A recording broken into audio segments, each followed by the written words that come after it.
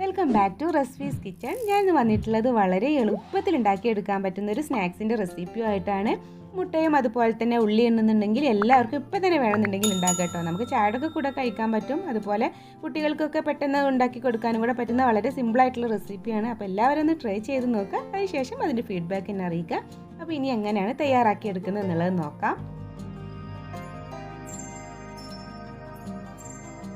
അപ്പോൾ നമുക്ക് തയ്യാറാക്കി എടുക്കാൻ വേണ്ടിയിട്ട് ഞാനിവിടെ ഉള്ളി ഒന്ന് ഇതുപോലെ ഒന്ന് കട്ട് ചെയ്തെടുക്കുന്നുണ്ട് കേട്ടോ. റൗണ്ടിൽ അത്യാവശ്യം കട്ടിയിൽ തന്നെ ഇതുപോലെ ഒന്നങ്ങ് കട്ട് ചെയ്തെടുക്കുക.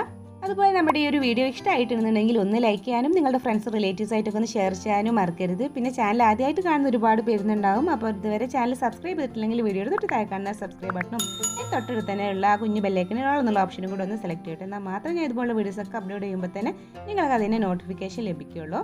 അപ്പോൾ അതാ ഉള്ളി ഇതുപോലെ നമ്മൾ ഓരോന്നാക്കിയിട്ട് വേർതിരിച്ചെടുക്കുക കേട്ടോ. ഈ റൗണ്ടിലാക്കിയിട്ട് ഇതുപോലെ അല്ലേ നമ്മൾ വേർതിരിച്ച് വെക്കുക. ഇപ്പോൾ ഇതാ ഉള്ളിയൊക്കെ ഞാൻ ഇതുപോലെ ഓരോന്നാക്കിയിട്ട് എടുത്ത് വെച്ചിട്ടുണ്ട് കേട്ടോ. ഒരു 2 ഉള്ളിയൊക്കെ എടുത്താൽ മതിയാവും. ഈ 2 കോഴിമുട്ടയൊക്കെ നമ്മൾ ഇതിലേക്ക് എടുക്കുന്നുള്ളൂ.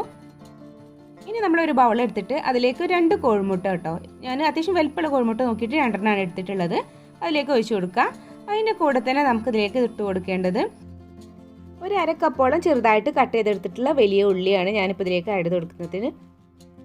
അതിൻ്റെ കൂടെ തന്നെ നമുക്കിതിലേക്ക് ഒരു 2 ടേബിൾ സ്പൂണോളം ചെറുതായിട്ട് കട്ട് ചെയ്തെടുത്തിട്ടുള്ള ക്യാപ്സിക്കം കൂടി ആഡ് ചെയ്ത് കൊടുക്കുക കേട്ടോ. ഇതും കൂടി ഇതിൽ കൂടെ ആഡ് ചെയ്യുമ്പോൾ നല്ലൊരു ടേസ്റ്റാണ്. ഇനിയിപ്പോൾ ഇല്ലാച്ചിട്ടും കുഴപ്പമൊന്നുമില്ല.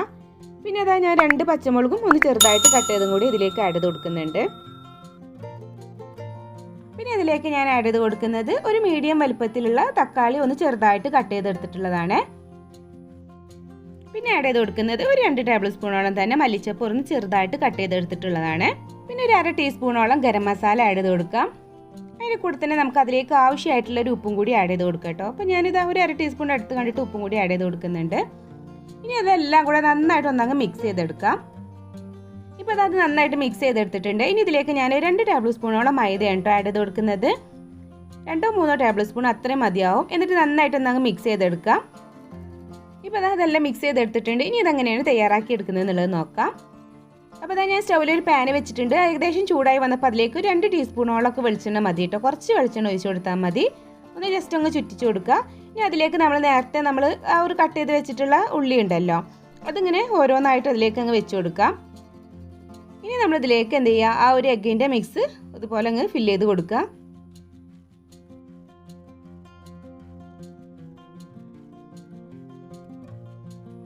അതിനുശേഷം താഴ്ഭാഗം ഒന്ന് ആയി വരുമ്പോൾ ഒന്ന് മറിച്ചിട്ട് കൊടുക്കുക. എന്നിട്ട് ആ ഭാഗം കൂടി ഒന്ന് അങ്ങ് വേവിച്ചെടുക്കാനേ ഉള്ളൂ.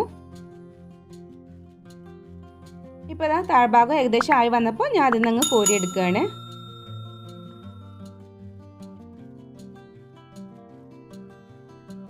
ഇനി ബാക്കി വരുന്നതൊക്കെ ഇതുപോലെ തന്നെ അങ്ങ് ചെയ്തെടുക്കുക.